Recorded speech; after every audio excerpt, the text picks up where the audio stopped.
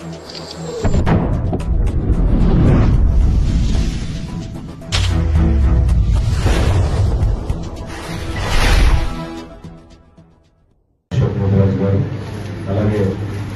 ఇక్కడికి విచ్చేసినటువంటి ఉమ్మడి వరంగల్ జిల్లా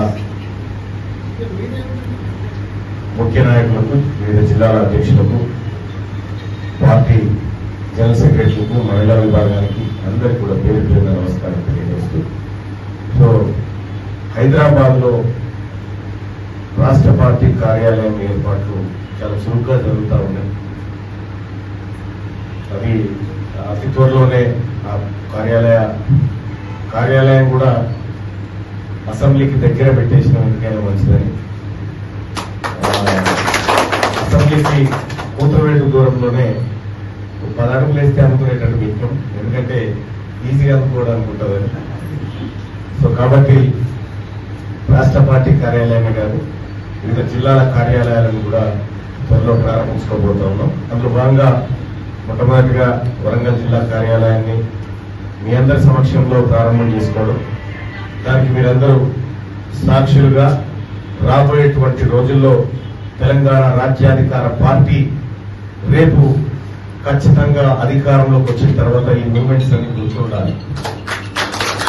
అలాగే తెలంగాణ రాజ్యాధికార పార్టీ కార్యాలయాలు ఇవి సరిపోయే కార్యాలయాలు అయితే కావు. నాకు తెలుసు ఏం జరుగుతుందో, రేపేం జరగబోతుందో నాకు తెలుసు కాబట్టి చెప్తా ఉన్నా. అమ్మితే ఎన్టీఆర్ ట్రస్ట్ భవన్ కూడా కొనుక్కుందాం, గాంధీ భవనం, టీఆర్ఎస్ భవనం, ఏదో ఒక భవనం అమ్మితే అప్పటికప్పుడు కొనుక్కోవడానికి కూడా మనం సిద్ధంగానే ఉన్నాం. కానీ ఒకటి, ఇవాళ తెలంగాణ రాజ్యాధికార పార్టీ అన్ని జిల్లాల్లో చాలా శక్తివంతమైనటువంటి ఫోర్స్ గా తయారవుతుందంటే దానికి కారణం మీ నాయకత్వం, మీ శ్రమ, మీ ఆలోచన, మీ పట్టుదలే కారణం. ఈ పార్టీని వరంగల్ జిల్లాలో, ఉమ్మడి వరంగల్ జిల్లాలో చాలా అద్భుతంగా ముందుకు నడిపిస్తున్నటువంటి మన పెద్దల గౌరవనీయులు అశోక్ అన్న గారికి, అలాగే ఎప్పటికప్పుడు ఈ పార్టీకి సంబంధించినటువంటి వ్యవహారాల్లో అన్నకు చేదోడు వాదోడుగా కరీంనగర్ జిల్లా ఇన్ఛార్జ్ అయినప్పటికీ వరంగల్ జిల్లాలో కూడా చేదోడు వాదోడుగా సహకారాన్ని అందజేస్తున్నటువంటి మిత్రుడు రజనీ కుమార్ గారు, అలాగే ఈ తెలంగాణ రాజ్యాధికార పార్టీ చాలా మంది, మీకు తెలుసో తెలియదు కానీ చాలా మంది చేరడానికి ప్రయత్నిస్తా ఉంటే కొన్ని నేను రిజెక్ట్ చేస్తా ఉన్నా, మీరు ఏమనుకోవద్దు. దానికి కారణాలు ఉన్నాయి. ఎందుకంటే నేను ప్యూర్ గా నడపాలనుకుంటున్నా, ఎలాంటి కల్తీ లేకుండా నడపాలనుకుంటున్న పార్టీని. రేపటి ఈ పార్టీకి నాయకులుగా వచ్చినా, లీడర్లుగా వచ్చినా, ఏ హోదాలో వచ్చినా అది మీరుండాలి తప్ప నాకు వేరే వాళ్ళు కనిపిస్తుంది.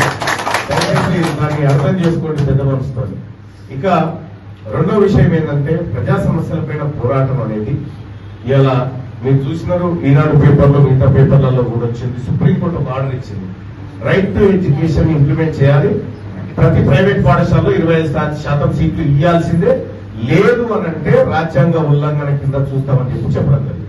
అంటే మనం ఎత్తుకున్నటువంటి కాజు ఎంత జెన్యూన్ కాజో మీరు అర్థం చేసుకోండి. మనం ప్రతి పోరాటం కూడా బలమైనటువంటి పోరాటం, మనం చేసేటువంటి పోరాటాలు మిగతా పార్టీలు చేసే దమ్ము కాదు కదా, అవి ఆ ప్రయత్నం కూడా చేయలేవు ఇప్పుడున్న పరిస్థితుల్లో. కేవలం మనం మాత్రమే చేయగలుగుతాం. ఎందుకంటే చాలా నికార్స్ అయినటువంటి ప్రజల కోసం, నిజాయితీ గల ప్రజల కోసం, నిజాయితీ గల పార్టీ చేస్తున్నటువంటి పోరాటం కాబట్టి మనము చాలా బాగా చేసుకురాగలుగుతాం. ఇంకా ఇదే కాదు, నేను ఇదే వరంగల్ జిల్లాకు వచ్చి, నేను గతంలో తీర్మానం టీమ్ గా వచ్చినప్పుడు చాలా కొద్ది మంది, మా విజయన్న, నేను అందరం చాలా కొద్ది మంది, మా రచన మీ అందరం కూడా ఎటు పోయినా